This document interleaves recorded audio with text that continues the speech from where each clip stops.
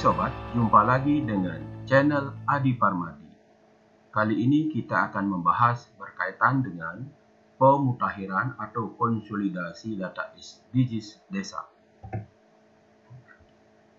Dasar aturan berkaitan dengan pemutakhiran data SDGs desa yaitu sesuai dengan Peraturan Menteri Desa, Pembangunan Daerah Tertinggal, dan Transmigrasi Republik Indonesia Nomor 21 Tahun 2020 tentang Pedoman Umum Pembangunan Desa dan Pemberdayaan Masyarakat Desa.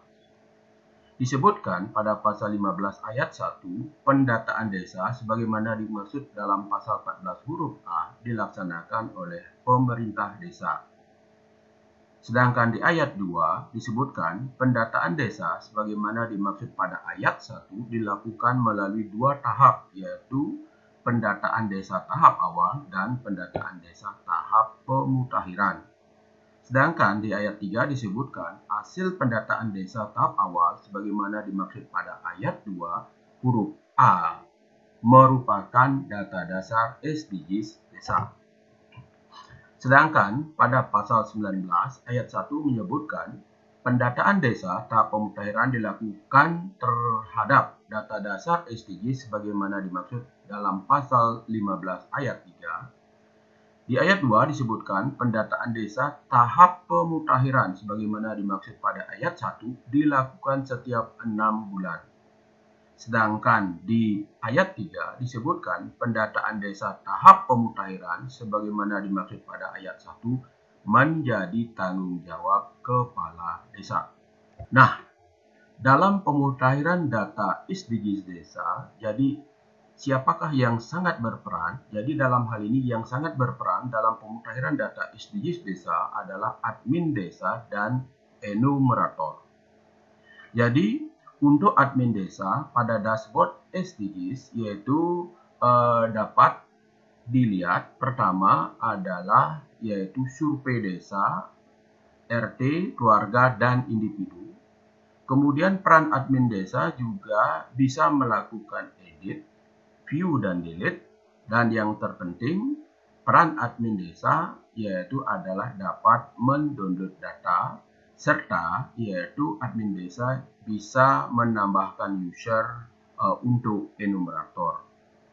Sedangkan peran enumerator dalam pemutakhiran data SDGs yaitu kalau kita lihat pada dashboard SDGs yaitu di sini enumerator itu dapat melihat kuesioner ataupun memperbarui, dan yang paling penting peran enumerator adalah isi kuesioner baru baik itu survei desa, RT, keluarga, dan individu.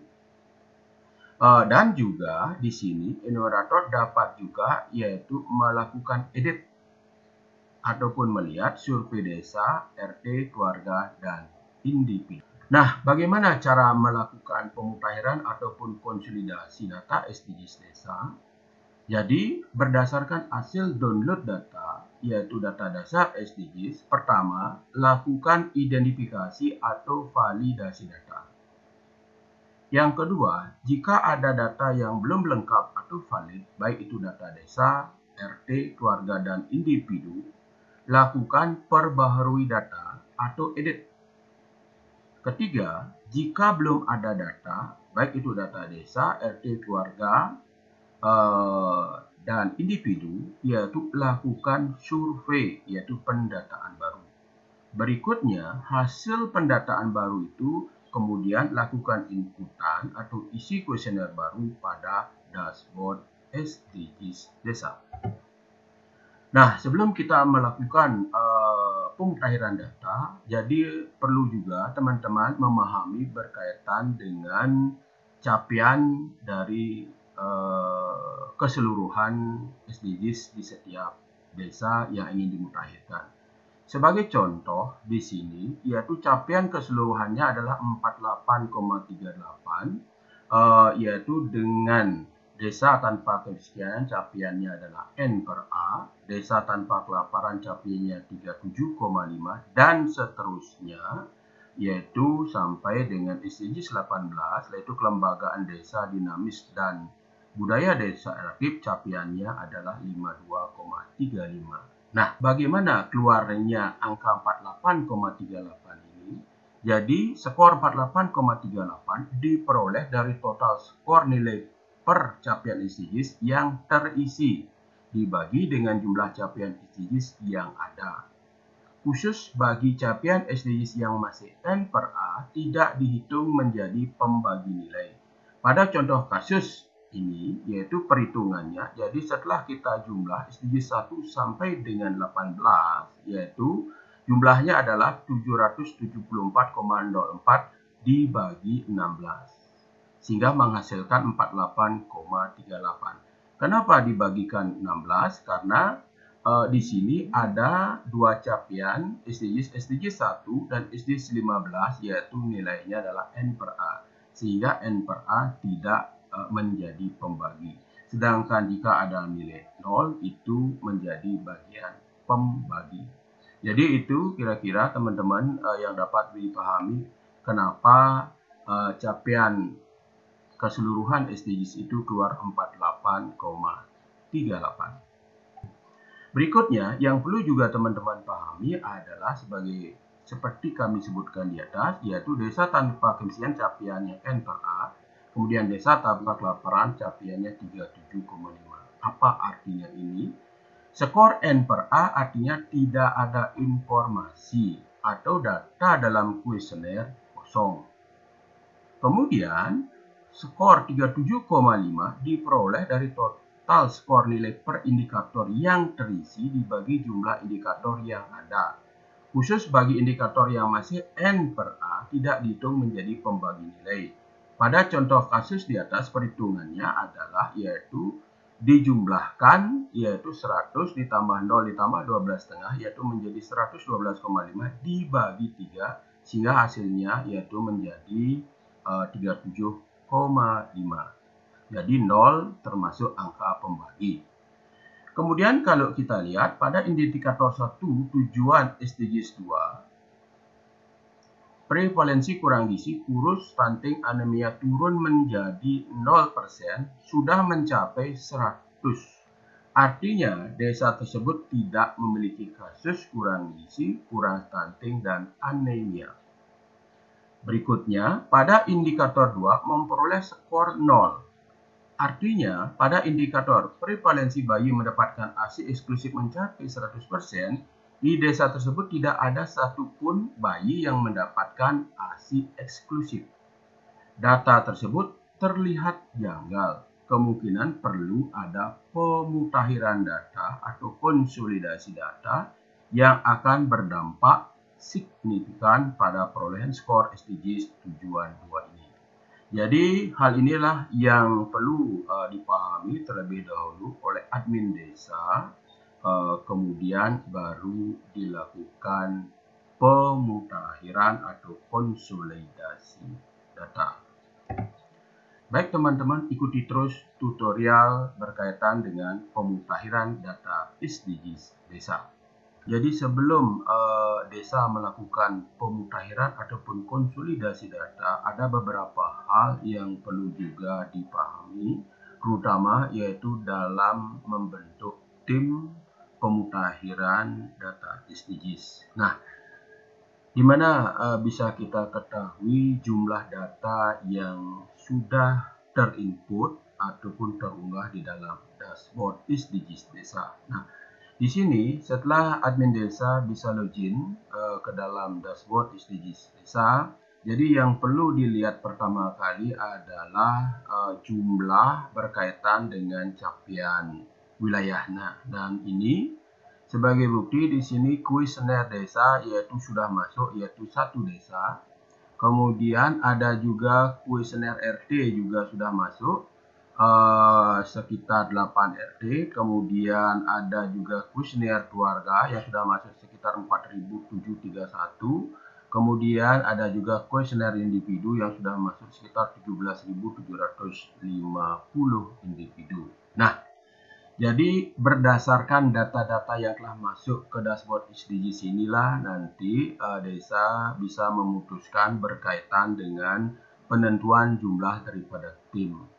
Apakah dalam pemutakhiran ini kita lebih banyak akan melakukan pemutahiran dalam hal ini adalah edit data, ataukah memang kita akan lebih banyak melakukan pendataan ulang ataupun survei ke bawah. Hal ini bisa kita lihat misalnya di dalam survei individu, yaitu dari jumlah individu yang ada, misalnya masuknya sudah 90% data ke dashboard, berarti enumerator tidak perlu terlalu banyak. Kemudian yang perlu diperbanyak adalah berkaitan dengan jumlah admin desa. Tetapi jika jumlah KK maupun hasil unggahan ke dashboard yaitu untuk individu itu sedikit, jadi hal ini perlu diperhatikan agar ditetapkan lebih banyak enumerator.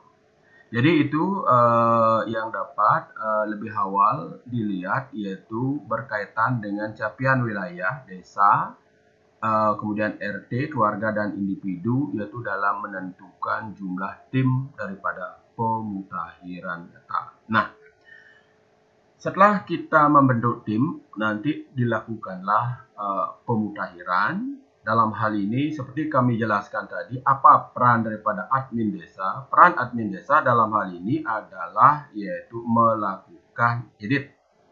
Jadi di mana admin desa bisa melakukan edit? Yaitu bisa dilihat pada menu data kuesioner. Nah, di sini ada kuesioner desa, kuesioner rukun tetangga, keluarga, dan individu. Kemudian ada juga menu download data. Jadi seperti kami jelaskan di awal bahwa peran daripada admin desa yang terpenting adalah dapat mendownload data, sedangkan peran lainnya adalah melakukan edit berkaitan dengan data yang sudah masuk. Nah, contoh saja satu yaitu berkaitan dengan kuesioner desa, yaitu kita lihat di sini dapat kita lihat yaitu data yang sudah masuk di kuesioner desa. Pada action, disinilah perannya nanti apa yang akan dilakukan oleh admin desa. Apakah hanya ingin melihat, view, apakah ingin mengedit, lakukan edit terhadap data-data yang sudah terinput, atau ingin mendelete. Nah, itu yang bisa dilakukan oleh admin desa terhadap kuesioner desa, kuesioner rukun tetangga, kuesioner keluarga, dan individu. Kemudian peran yang lain daripada admin desa di sini adalah berperan bisa menambahkan user, dan caranya yaitu setelah kita klik user, yaitu di sini nanti admin desa tinggal klik tambah user.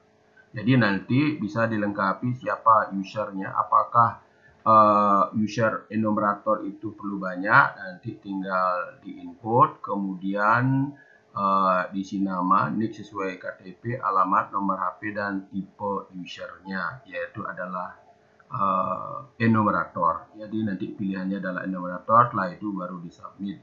Jadi setelah enumerator didaftarkan, berarti enumerator sudah bisa melakukan pemutakhiran, dalam hal ini melakukan survei dan input data pada dashboard.